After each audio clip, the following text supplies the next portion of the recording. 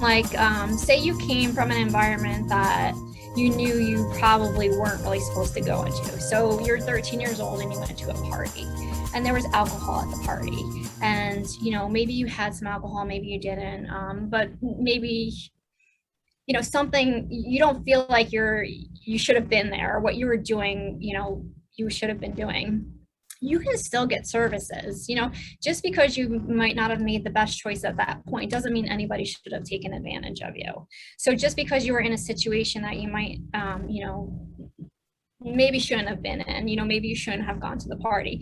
It doesn't mean that you can't get help and you can't get services. There's plenty of mental health services out there for you. And that's our goal, is to get you through this, and medically also, there's STD prevention that we provide. We also provide emergency contraception, for pregnancy. We talk about HIV and AIDS, and we can also offer prophylactic medication for that. So there's a lot of things that we can talk about and at least educate the survivor about. And then again, the choice is theirs. Yeah, definitely there could be a lot of fear around, going to a party. Maybe if someone was drinking, if they could get in trouble for that, or even before, like if they don't want their parents to know. So what if someone went to a party, or even wasn't at a party, but can't remember exactly what happened? Do you think that they could still access SART?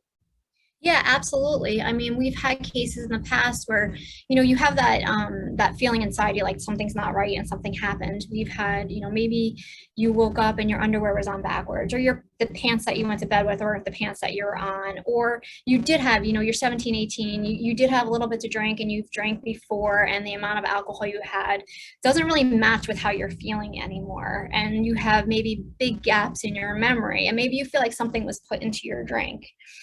We can, work with all of that. If we have specific questions that we ask, like regarding memory and time lapses, and if you have a period of time that you don't remember, maybe there was something put in your drink. So we can do what's called a drug facilitated kit, where we would do some blood work and we would find out like what's in your system. And of course, we ask you, like, is there anything that you voluntarily took also?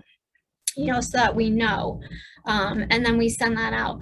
The other thing that we have that I think is really great, especially for this like population, this age group, is that we have kits that can go as a Jane Doe. So if you're assaulted, I mean, it doesn't matter if it's sexually, physically, emotionally, like that's a lot for you to take in.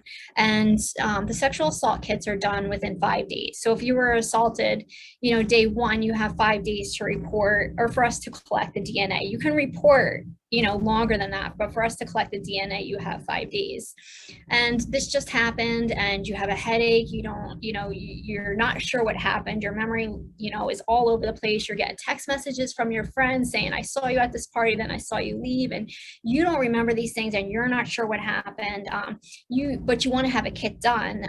You can go in as a Jane Doe, and those kits are preserved for 5 years, and you're notified before the kit's destroyed. So that gives you time to sort of process a little bit about what happened, decide if you want to go to police. Which brings me sort of to the next thing. If you're not going to report what happens, then we hold the kit for 5 years.